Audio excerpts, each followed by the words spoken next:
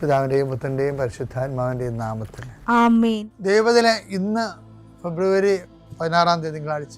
അമ്മേ പരിശുദ്ധ അമ്മേ, അമ്മേ പരിശുദ്ധ ദൈവമാതാവേ, കൃപാസനത്തിലൂടെ ഞങ്ങൾക്കും ഞങ്ങളുടെ ദേശത്തിനും അമ്മ മധ്യസ്ഥം തേടി തന്ന എല്ലാ അനുഗ്രഹങ്ങൾക്കും കൃപകൾക്കും ഞങ്ങളിപ്പോൾ ഹൃദയം നിറഞ്ഞ നന്ദി പറയുന്നു. അമ്മേ പരിശുദ്ധമ്മേ ദൈവമാതാവേ, 2004 ഡിസംബർ 7 ഉച്ചകഴിഞ്ഞ് 2:30 കൃപാസനത്തിൽ സംഭവിച്ച അമ്മയുടെ പ്രത്യക്ഷപ്പെടലിനെ കുറിച്ച് തിരുസഭയ്ക്ക് സമർപ്പിച്ചിരിക്കുന്ന പഠനരേഖകളുടെ മേൽ സഭാത്മകമായ പഠനം ആരംഭിക്കുവാൻ ഞങ്ങൾ പ്രാർത്ഥിക്കുന്നു. അമ്മേ പരിശുദ്ധമേ, ഭൂസ്വർലോകങ്ങളുടെ രാജ്ഞിയായ അങ്ങേയ്ക്ക് ഭൗമസംരക്ഷണത്തിനായി പ്രപഞ്ചപ്രകൃതിയെ തന്നെ തിരുസഭ പ്രതിഷ്ഠിക്കുവാൻ ഈ പ്രത്യക്ഷീകരണം വഴി ഇടയാക്കണമേ. പരിശുദ്ധമേ, ജപമാല മാതാവേ, സകല കൃപാസനം പ്രാർത്ഥനയോടും ചേർത്ത് ഞങ്ങളിപ്പോൾ പ്രാർത്ഥിക്കുന്ന ഈ കുടുംബത്തിന്റെ പ്രത്യേക നിയോഗം പറ മക്കളെ.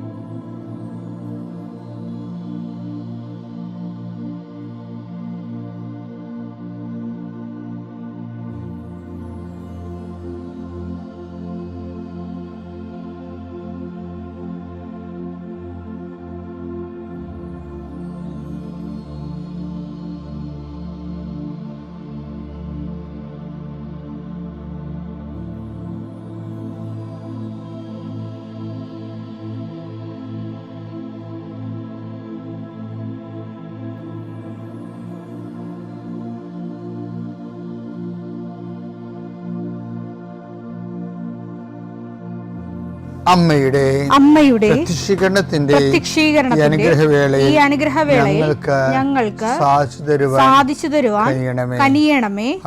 ആമേൻ. വിശ്വാസ പ്രമാണം. സർവശക്തനായ പിതാവും ആകാശത്തിന്റെയും ഭൂമിയുടെയും സൃഷ്ടാവുമായ ദൈവത്തിൽ ഞാൻ വിശ്വസിക്കുന്നു. അവിടുത്തെ ഏകപുത്രനും ഞങ്ങളുടെ കർത്താവുമായ ഈശോമിശിഹായിലും ഞാൻ വിശ്വസിക്കുന്നു.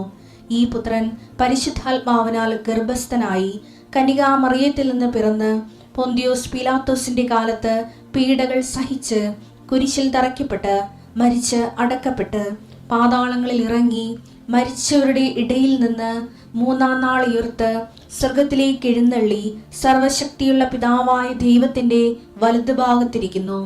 അവിടെ നിന്ന് ജീവിക്കുന്നവരെയും മരിച്ചവരെയും വിധിക്കുവാൻ വരുമെന്നും ഞാൻ വിശ്വസിക്കുന്നു. പരിശുദ്ധാത്മാവിലും ഞാൻ വിശ്വസിക്കുന്നു. വിശുദ്ധ കത്തോലിക്കാ സഭയിലും പുണ്യവാന്മാരുടെ ഐക്യത്തിലും പാപങ്ങളുടെ മോചനത്തിലും ശരീരത്തിന്റെ ഉയർപ്പിലും നിത്യമായ ജീവിതത്തിലും ഞാൻ വിശ്വസിക്കുന്നു. ആമേൻ. സ്വർഗ്ഗസ്ഥനായ ഞങ്ങളുടെ പിതാവേ, അങ്ങയുടെ നാമം പൂജിതമാകണമേ. അങ്ങയുടെ രാജ്യം വരണമേ. അങ്ങയുടെ തിരുമനസ് സ്വർഗത്തിലെ പോലെ ഭൂമിയിലും ആകണമേ. അന്നു വേണ്ടുന്ന ആഹാരം ഇന്ന് ഞങ്ങൾക്ക് തരണമേ. ഞങ്ങളോട് തെറ്റ് ചെയ്യുന്നവരോട് ഞങ്ങൾ ക്ഷമിക്കുന്നത് പോലെ ഞങ്ങളുടെ തെറ്റുകൾ ഞങ്ങളോടും ക്ഷമിക്കണമേ. ഞങ്ങളെ പ്രലോഭനത്തിൽ ഉൾപ്പെടുത്തരുതേ, തിന്മയിൽ ഞങ്ങൾ രക്ഷിക്കണമേ. ആമേൻ. നന്മ നിറഞ്ഞ മറിയമേ, സ്വസ്തി. കർത്താവ് അങ്ങയുടെ കൂടെ സ്ത്രീകളിൽ അങ്ങ് അനുഗ്രഹിക്കപ്പെട്ടവളാകുന്നു. അങ്ങയുടെ ഉദരത്തിൻ ഫലമായി ഈശോ അനുഗ്രഹിക്കപ്പെട്ടവനാകുന്നു. പരിശുദ്ധ മറിയമേ, തമ്പുരാന്റെ അമ്മേ, പാപികളായ ഞങ്ങൾക്ക് വേണ്ടി ഇപ്പോഴും ഞങ്ങളുടെ മരണസമയത്തും തമ്പുരാനോട് അപേക്ഷിക്കണമേ. ആമേൻ.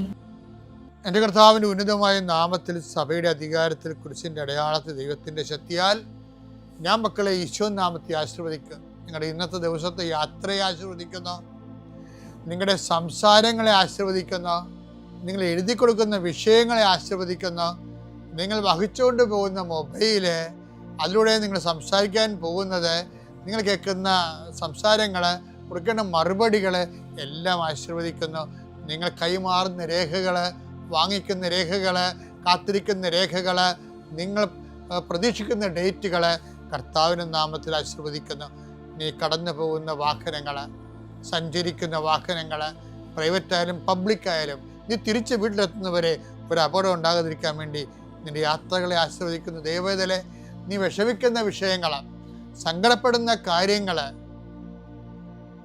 ഏത് വിഷയത്തിന് വേണ്ടിയാണ് നീ വേദനിക്കണത്, അതെല്ലാം മാതാവ് ഏറ്റെടുക്കുന്നതിന് വേണ്ടി 40 വർഷം ഞാൻ അർപ്പിച്ച കൃപാനയുടെ യോഗ്യതയാൽ കൃപാസന അൾത്താറെ ജീവനോടെ പ്രത്യക്ഷപ്പെട്ട മാതാവിൻ്റെ മധ്യസ്ഥത്താൽ നിന്റെ കണ്ണീനിരകളെ ഏറ്റെടുക്കുകയും നിന്നെ ആശ്വസിപ്പിക്കുകയും സാക്ഷ്യം പറയാൻ നിന്നെ ബലിഷ്ഠമാക്കുകയും ചെയ്യട്ടെ. നിത്യം പിതാവും പുത്രനും പരിശുദ്ധാത്മാവിനെ. എൻ്റെ പ്രിയപ്പെട്ടവരെ, വിശ്വാസ ജീവിതം എന്ന് പറയുന്നത് പ്രാർത്ഥനാ ജീവിതമല്ല, അല്ലെങ്കിൽ പ്രാർത്ഥനാ ജീവിതം മാത്രമല്ല, അല്ലെങ്കിൽ വിശ്വാസ ജീവിതത്തിൻ്റെ 10% മാത്രമാണ് പ്രാർത്ഥനാ ജീവിതം. പിന്നെ ചില ആൾക്കാർ തെറ്റിദ്ധരിക്കുന്നത് വിശ്വാസ ജീവിതം എന്ന് പറയുന്നത് അനുഷ്ഠാന ജീവിതമാണെന്നാണ്, ആചാര ജീവിതം. അതുമല്ല. വിശ്വാസ ജീവിതത്തെക്കുറിച്ച് ആദിമസഭയുടെ കോൺസെപ്റ്റ് ഉണ്ട്. അത് അടിപൊളി കോൺസെപ്റ്റാണ്. അതാണ് ലോകത്തിൻ്റെ മേലുള്ള നമ്മുടെ വിജയം, അതാണ് നമ്മുടെ വിശ്വാസമെന്ന്. അത് യോഹന്നാൻ അവസാനത്തെ വെളിപാടുകളിലൊന്നാണത്. 1 യോഹന്നാൻ 5-ാം അധ്യായം 4-ാമത്തെ വാക്യം. എന്തെന്നാൽ ദൈവത്തിൽ നിന്ന് ജനിച്ച ഏവനും ലോകത്തെ കീഴടക്കുന്നു. ലോകത്തിന്മേലുള്ള വിജയം ഇതാണ് നമ്മുടെ വിശ്വാസം. എനിക്ക് തോന്നിയിരിക്കുന്നത്, എൻ്റെ ഇത്രയും നാളുള്ള ആധ്യാത്മികമായ അന്വേഷണത്തിൽ എനിക്ക് വാട്ട് ഈസ് ഫെയ്ത്ത് എന്ന് ചോദിച്ചാൽ, ബൈബിൾ ഒത്തിരി ഫെയ്ത്തുകൾ അവതരിപ്പിക്കുന്നുണ്ടെങ്കിൽ ബേസിക് ഒരു മാതൃകാ വിശ്വാസം എന്ന് വെച്ചാൽ ക്രിസ്തീയ വിശ്വാസം എന്ന് വെച്ചാൽ എന്താണ്?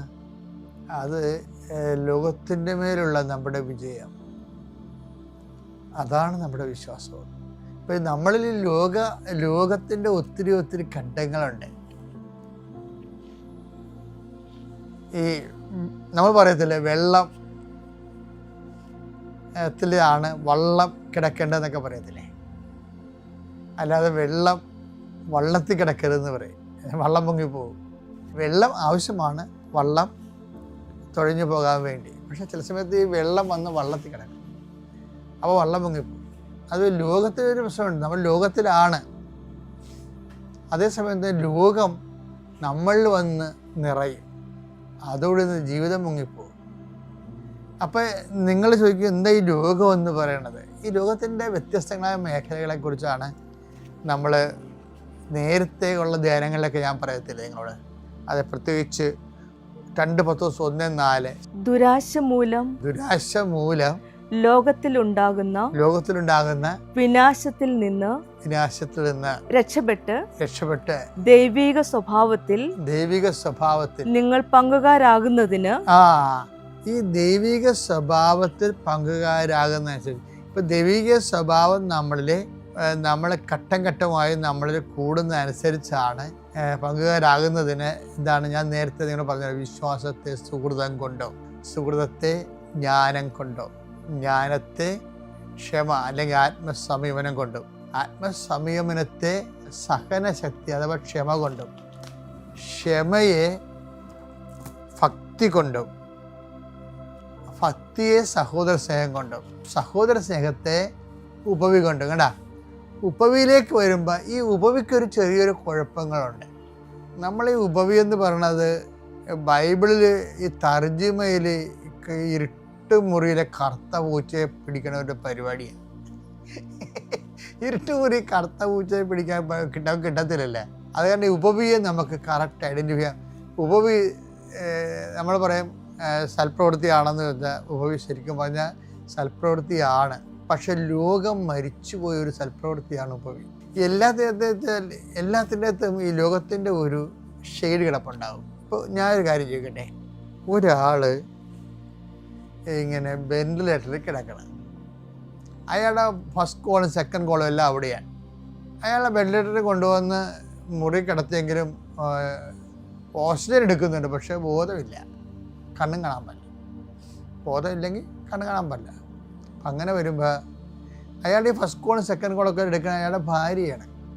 അയാളുടെ ജീവിതകാലത്ത് ഭയങ്കര തെറിയും ബേളമൊക്കെ ആയിരുന്നു, അടിയിടിയൊക്കെ ഉണ്ടായിരുന്ന ഒരു മനുഷ്യനാണ് ഇപ്പോൾ ഇങ്ങനെ പെട്ട് കിടക്കുന്നത്. ഭാര്യയ്ക്ക് ഒന്നും തിരിച്ചൊന്നും കിട്ടിയിട്ടില്ല. ഈ ഇടയ്ക്ക് ഒന്ന് കല്യാണം കഴിച്ചു, 2 കുഞ്ഞുങ്ങളുണ്ടൊക്കെ ഉണ്ടായെന്നല്ലാതെ പ്രത്യേകിച്ച് ഈ മനുഷ്യൻ്റെയൊക്കെ ഒന്ന് ഒരു ഹസ്ബൻഡ് കിട്ടാൻ പറ്റിയ ഒന്നും കിട്ടിയിട്ടില്ല. അപ്പോൾ ഒരു സ്നേഹം അങ്ങോട്ട് തോന്നാൻ നമുക്ക് മനുഷ്യരെ നമുക്ക് തോന്നണ്ടേ? അപ്പോൾ എന്നിട്ട് ഈ സ്ത്രീക്ക് ഒന്നും കിട്ടിയില്ലെങ്കിലും ഈ സ്ത്രീ അദ്ദേഹത്തിൻ്റെ ഈ ഫസ്റ്റ് കോളും സെക്കൻഡ് കോളും ഒക്കെ എടുത്ത് നല്ല ആകൃതപ്പെട്ട ജീവിതത്തിൻ്റെ പങ്കാളിയായിരിക്കുകയാണ് യഥാർത്ഥത്തിൽ. അയാൾ ഇനി അവിടെ കിടന്ന് മരിച്ചു എന്ന് വിചാരിച്ചോ? ഒരു പുഞ്ചിരിയോ? ഇവർ ആ മനുഷ്യന് വേണ്ടി ചെയ്ത കാര്യത്തിന് പ്രതിനന്ദിയായിട്ട് ഇടി എനിക്ക് തെറ്റിപ്പോയി, നിൻ്റെ കൂടെ ജീവിച്ചിട്ട് 10-30 കൊല്ലം നമ്മൾ ജീവിച്ചിട്ട് എനിക്ക് നിന്നെ ഒന്ന് സഹായിക്കാൻ പറ്റിയില്ല, നിന്നെ സന്ധിക്കാൻ പറ്റില്ല, നിന്നെ മനസ്സിലാക്കാൻ പറ്റിയില്ല എന്ന് പോലും പറയണ മുമ്പ് അയാൾ മരിച്ചു പോകും. എന്നിട്ട് തൻ്റെ ഒരു കടമ പോലെ, ദൈവത്തോടെ കടമ പോലെ ഭാര്യ അത് ഒരു നന്ദി പോലും മേടിക്കാതെ അതെല്ലാം കർത്താവിനെ കാഴ്ചവെക്കും, കർത്താവിൻ്റെ നാമത്തെ പ്രതി. ഇതാണ് ശരിക്കും പറഞ്ഞാൽ പ്രതിഫലമില്ലാത്ത ക്രിസ്തുവിൻ്റെ നാമത്തിൽ ചെയ്യുന്ന നിത്യജീവനെ മാത്രം ഉദ്ദേശിക്കുന്ന കാര്യങ്ങൾ. ക്രിസ്തുവിൻ്റെ സ്നേഹത്തെ ഓർത്ത് ചെയ്യുന്ന കാര്യങ്ങളാണ് ശരിക്കും പറഞ്ഞ ഉപവി എന്ന് പറയണത്. അങ്ങനെ ഉപവിയല്ല, ഈ വിശ്വാസത്തിൻ്റെ അവസാന രൂപമേ ഉപവിയാണ്. അതുകൊണ്ട് ഈശോ പറയണത് എന്താണ്? നിങ്ങൾ ഇടത്ത് കൈ ചെയ്യണത് വലത്ത് കൈ അറിയാതിരിക്കട്ടെ. മത്തായി 6:3. നീ ധർമ്മദാനം ചെയ്യുമ്പോൾ അത് രഹസ്യമായിരിക്കേണ്ടതിന് രഹസ്യം കണ്ട ഈ രഹസ്യത്തിൽ ചെയ്യുന്ന വിഷയത്തിനാണ് ഈ ഉപവി എന്ന് ശരിക്കും പറഞ്ഞാൽ പറയേണ്ടത്. നിന്റെ വലത് കൈ ചെയ്യുന്നത് ഇടത് കൈ അറിയാതിരിക്കട്ടെ. വലത് കൈ ചെയ്യുന്ന ഇടത് കൈ അറിയാതിരിക്കട്ടെ. രഹസ്യങ്ങൾ അറിയുന്ന പിതാവ് നിനക്ക് പ്രതിഫലം നൽകും. ഇതാണ് ഈ ഉപവിയുടെ സംഭവം. അപ്പൊ ദൈവത്തെ മാത്രം മുൻനിർത്തി പരസ്യങ്ങളൊന്നുമില്ലാതെ അതിൻ്റെ ഈ നമ്മൾ പല ആൾക്കാരും സൽപ്രവർത്തിക്കാർ ഡെയിലി വേജസുകാരാണ്. എന്നുവെച്ചാൽ അവരപ്പം ചെയ്യണ നന്മയുടെ പ്രവൃത്തി അവർക്ക് അപ്പം തന്നെ വേണം. അതാണ് ഈ വിശ്വാസികളുടെ കൂട്ടത്തിലുള്ള ഡെയിലി വേജസുകാരാണ്. അതായത് എല്ലാവരും അറിയിച്ചേ ചെയ്യത്തുള്ളൂ, അത് അല്ലെങ്കിൽ ചെയ്ത് വെച്ചും മറ്റു മനുഷ്യരോട് പറയും. ഇങ്ങനെ പറയുന്ന പ്രശ്നങ്ങളൊന്നുമില്ല. പക്ഷേ എൻ്റെ പ്രോഡക്റ്റ് ഇത് ഡെയിലി വേജസാണ്. അന്നന്ന് പണിയെടുത്ത് അന്നന്ന് ജീവിച്ചു പോവുക, അത്രേ ഉള്ളൂ.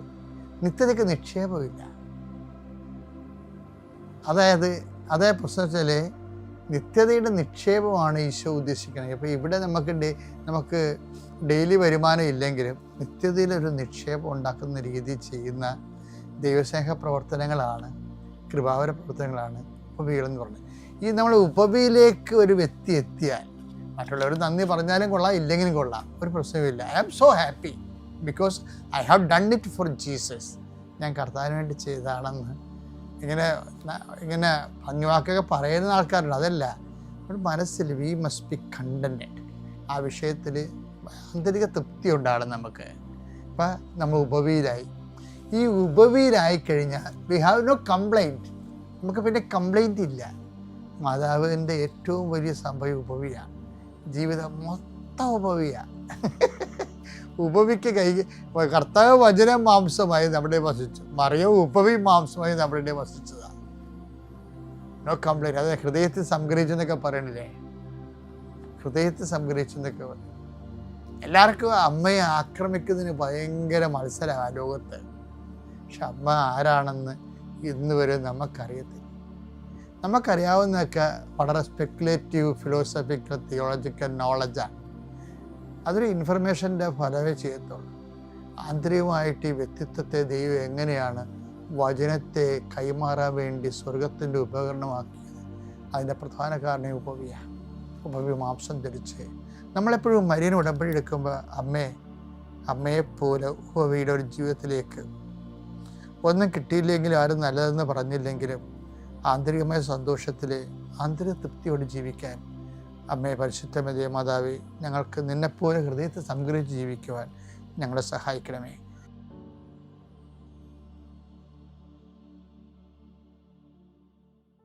അത്യപൂർവ ദൈവാനുഭവങ്ങൾ ഇനി നിങ്ങൾക്കും സ്വന്തം. ഈ യൂട്യൂബ് ചാനൽ ഇതുവരെ സബ്സ്ക്രൈബ് ചെയ്തിട്ടില്ലെങ്കിൽ ഇപ്പോൾ തന്നെ സബ്സ്ക്രൈബ് ചെയ്യുക. ഈ വീഡിയോ ഇപ്പോൾ തന്നെ നിങ്ങളുടെ സുഹൃത്തുക്കൾക്ക് ഷെയർ ചെയ്തുകൊണ്ട് കർത്താവിൻ്റെ പ്രേക്ഷിതരാകുക.